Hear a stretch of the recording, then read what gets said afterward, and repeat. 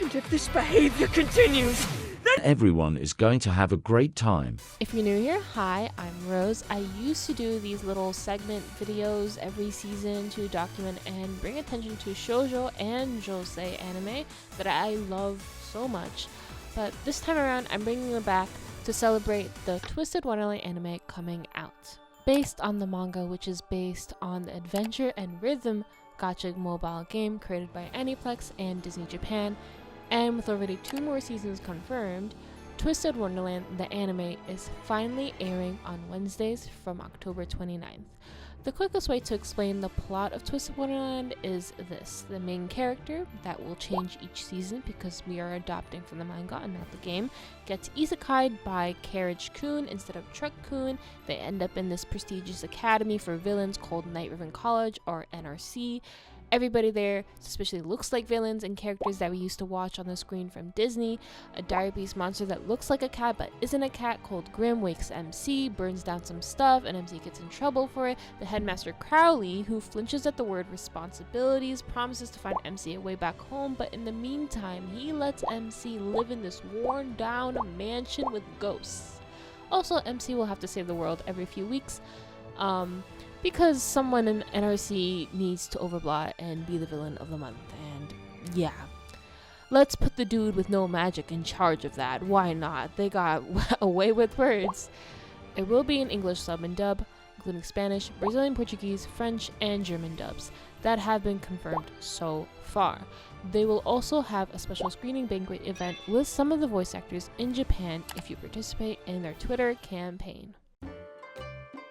Finally back for season 2 after 7 years, we get to see Aoi Tsubaki back at it again with changing human eating ayakashi lives with her scrumptious cooking.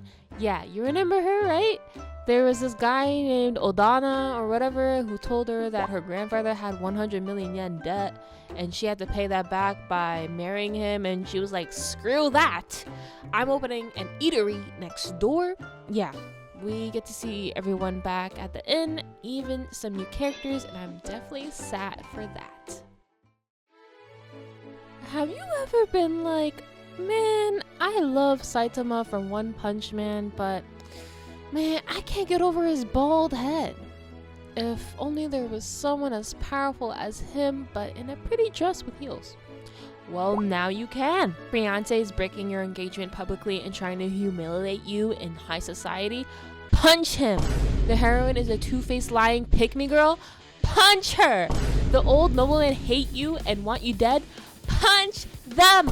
And I guess there's romance with the prince, but... If I may ask you, what inspired this violent display? I was subjected to constant mistreatment by these reprobates, the likes of which I dare not speak. And rather than demonstrating any trace of remorse, they proceeded to insult me in a manner most arrogant. I was forced to take punitive measures. You can drop the formalities. They pissed me off, so I beat the living shit out of them.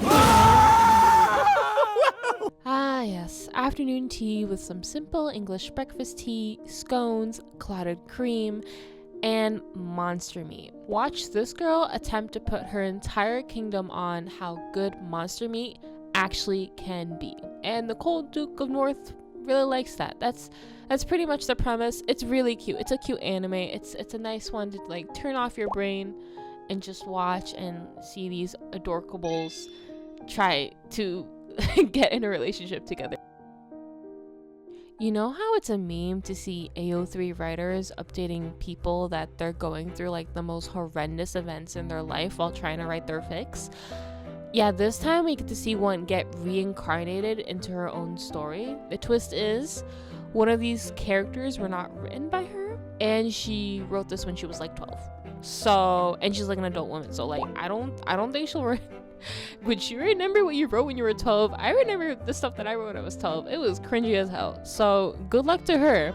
Brought to you by the same director of Maid-sama. If you're sick of the rom-com though, we do have some freaky stuff in store. I don't really know how to describe this anime. It's like, so it has really great world building first of all. There is beastmen and regular humans, and they are segregated, and like there's like this special program to incorporate young beastmen to go to school, and like this girl, she's really attracted to him, and the guy, you know, he's trying to be like, because he's like the token minority right now, so he's trying to like be on his best behavior and everything, and he gets bullied a lot, and he's trying to focus on his studies so he can become a doctor, because they don't got doctors in where they live. And so yeah, like they're really into each other to like, it gets to a point where it's like, oh whoa, they're on each other, they're licking each other up. Oh my god. Storyboarding is amazing, animation's amazing, definitely check it out. If you can tolerate Beastars, you can tolerate this, so enjoy. Okay, this next one is Miss International. The source is a manhwa. It's a Korean webtoon, right? The animation is a donghua, Chinese animation, and then the dub is in Japanese on Crunchyroll, but they also have Chinese dub. I've caught up with this manhwa all the way to its finale, so this adaptation is very special to me because of how much I loved reading it. If you don't know, it follows this girl named Athie who has these beautiful blue crystal eyes that prove that she's of royal blood. Sadly, her mother died giving birth, and her father, the emperor, abandoned her. Athie's left forever yearning for her father's love, but tragically dies for being framed for a crime, and she gets executed by her father's orders. That's where the story should end, but a modern day woman from Korea gets reincarnated into Athie's infant body.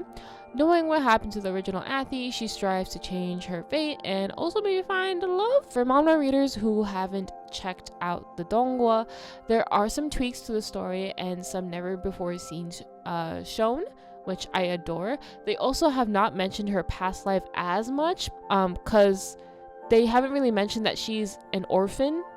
And that's why she's trying so hard. Like, I feel like that's a very important motivation to include, no? Like, that's why she's trying so hard to get Claude's parental affection.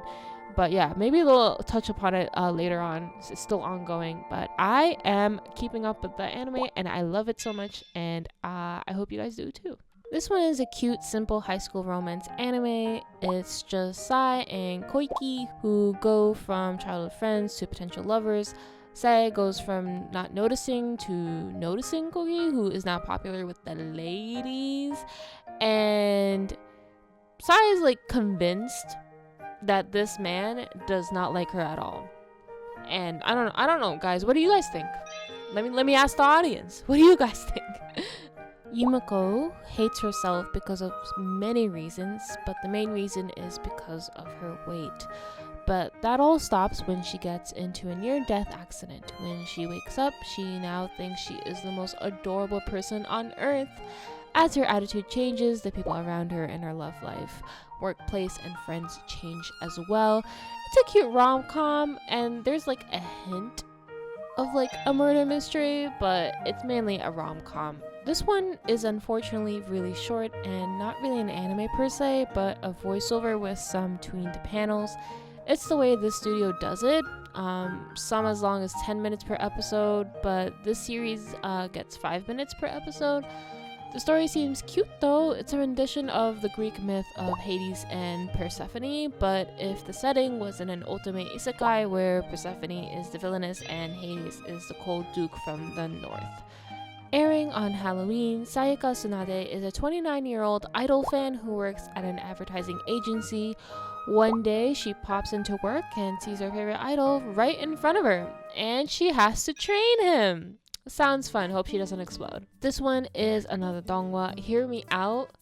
Chinese animation is top tier now, you guys. You gotta check it out. If you haven't watched this donghua, you gotta do it now. Alright? This one, it's about life being hard, you know, regular stuff. But have you ever been scammed by your only friend to the point of bankruptcy? Yeah, me neither. So she solves this by, oh my god, is that the Grim Reaper? Anyways, she's a cat now, but only for 100 days, and then she can continue with calling it quits on her life. But for now, she gets adopted by her own boss, Mr. Cha, and receives the love and care she never got in her entire human life. Really dark, but also super wholesomely cute in a weird way, and the animation's pretty nice. Based on the webtoon, Let's Play follows a game dev named Samurai Young who publishes her first video game, Freminet. Unfortunately, her dreams of becoming a successful game dev are immediately crushed by martial law, a popular content creator who gave it a really bad review, and now that streamer is her new neighbor. I remember reading this when it first released a long time ago. I don't think I've ever finished it. And it's crazy to see it get adopted since it's an English original webtoon. The art style has changed a lot though. They definitely made it more moe style, so maybe they'll adopt the story a bit differently as well. By the way, the best people were the guildmates and the friends. Love interests were alright. What are you watching and what are you not? Did you watch them already? If so, what do you think of it so far? Leave a comment down below, give a like and a sub, and I'll catch you next time. Bye bye!